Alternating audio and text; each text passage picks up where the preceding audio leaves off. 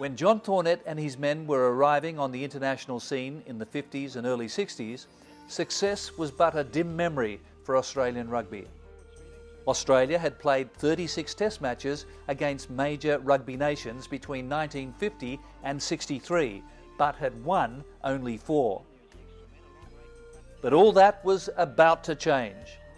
Captaincy of the Wallabies passed to John Thornett in 1962. In 1961, we played in the green for the last time against Fiji, and we played in the gold when we went to South Africa.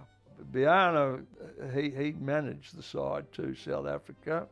Kenny Catchpole was the captain of that side. I think was 20 years old. The first test we played was up at Ellis Park. Our scrum was belted in that first test, and we were well and truly flogged. That was the way it was. But anyhow, the second test came around, and away they went, and we were actually very unlucky to lose that game. You know, the turnaround was quite remarkable. But it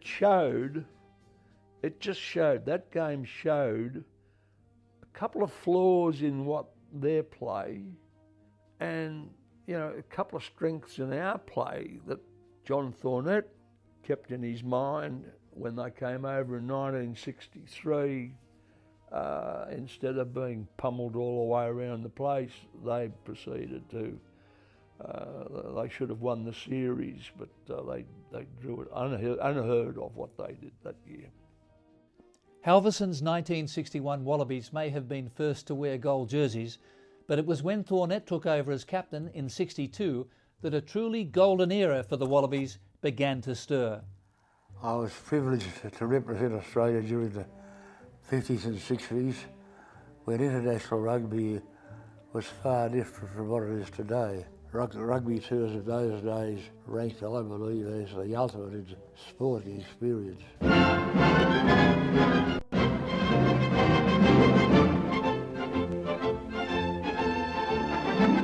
Horrocks Taylor kicks off for England at the Sydney Sports Ground. After a strong performance in New Zealand in 1962, Thornett's Wallabies had a landmark victory over England in Sydney in 1963. Winning 18 points to 9, it was the first time Australia had defeated a major rugby nation on home soil for 29 years. The front row is Austin, Johnson and White. The second row, Thornett, captain, and Miller. North's Wallaby, Les Austin, played his one and only test in that deluge of rain that day. Well, it was a bit swampy, the field, but it wasn't that bad, if you know what I mean. We mastered the swamp. Well, somewhere in that mess of players and mud there's football. Here's McMullen, Hawthorne, McMullen again, Boyce to the 25. Great tackle by Hosen. Heinrich, here's the second row forward, Thornett, only 10 yards out. The ball's over the line, just... Yes, it's a try. Later in 1963, Thornett's Wallabies departed for South Africa, where they drew the series and became the first side to inflict consecutive defeats on the Springboks since 1896. Les Austin toured with that great side.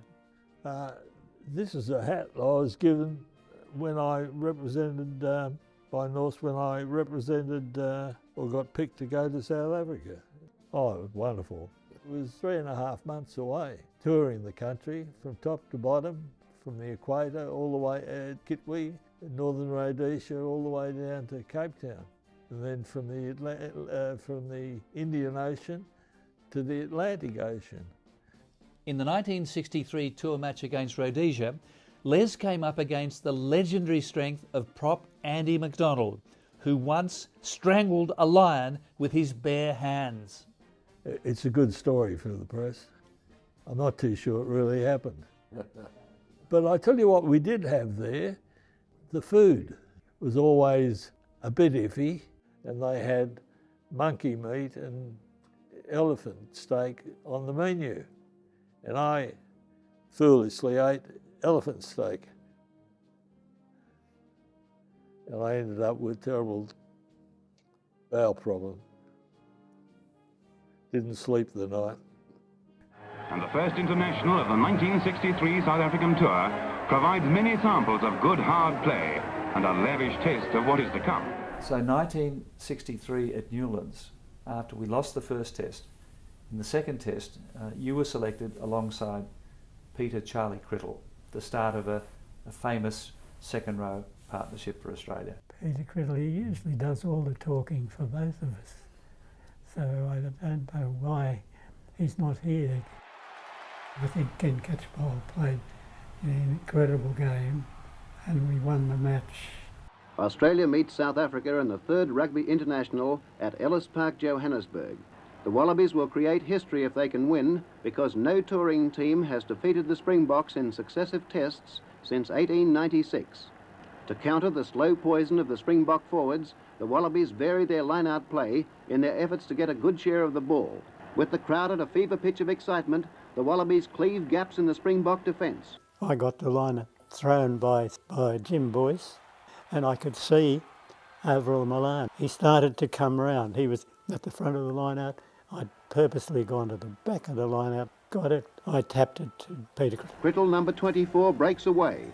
We use the same code that we utilise at Sydney University to control where we threw the ball to. And you did your famous pirouette in South Africa. Did Sydney Uni encourage pirouettes? I slipped the ball to Dick Marks and he passed it on to John Williams, who took the ball off over the line and scored. How did you feel?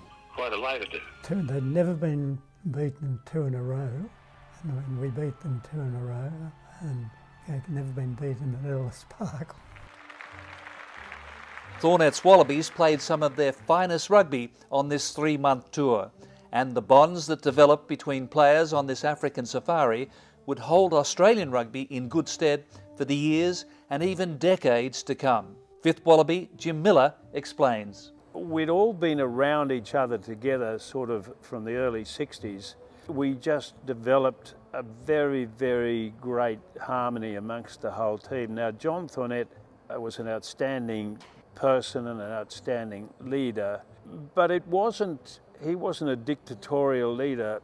It was a team that had a lot of conciliation. We all contributed to the tour fund. You see, we weren't paid, but we got issues of tickets, so we all had to do our turn in selling tickets outside the ground or flogging something. So we weren't spoilt by affluence or media presence. We were just playing the game we loved. We were getting free booze and free everything else, and we were young, and it was about as good as you can get. Those tours were 4 months and 3 months, and you were living with each other for that long. You learn all the songs, you carry on.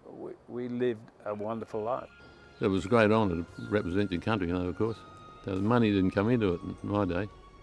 Even when you played for your state or the Wallabies, you got a tap on the back. That was about all. The match is over and the Wallabies have won by 11 points to 9 to record one of the best wins in Australian rugby history. Interest and enthusiasm in the fourth international of the series has built up on interest evinced in the other 3 matches and in the 20 games sandwiched in between them during 15,000 miles and 13 weeks of grueling touring. At the end of the tour, we went to Kruger National Park, which was a wonderful experience. The open veldt and all the animals and the beauty of the place. And we lost our momentum. We played in the 4th test. Unfortunately, we lost that game down at Port Elizabeth, and there was a riot there, and most of us were very glad to get out of the country at that point in time. But we've been exposed to that off and on little bits, but it left an indelible memory on me. There was a black stand behind the goalpost on the other side of the field, but they rioted and fought, and the game was stopped and they were carted out, and then it shocked everyone. Well, the shock's a gentle word. We should have walked off and not returned to the pitch, and they didn't. We came back and played and lost. Trip home from South Africa, one of the engines caught alight on the way across, so we had to force land the aircraft. We got back by boat from Christmas Island to Cocos Island. There was a plane waiting for us. So the first thing I did when I got off the plane, to get down on my hands and knees and kiss the ground. I love Australia. Oh, my sorry Marie, it's so fair from my heart. Also singing along on the 63 Africa tour was 5th Wallaby and undiscovered troubadour of world rugby, Jules Guerassimoff. By the Riviere, something like that. All the singing must have helped. Australia-New Zealand program 1964 at Wellington, where we go to a nice old hiding. When the Box toured in 1965, Australia secured its first ever series win over South Africa and the first series win over a major nation by Australia at home since 1934. Catch ball to Hawthorn. There's the full-time siren, the ball in touch, and Australia has won the second test match and the series.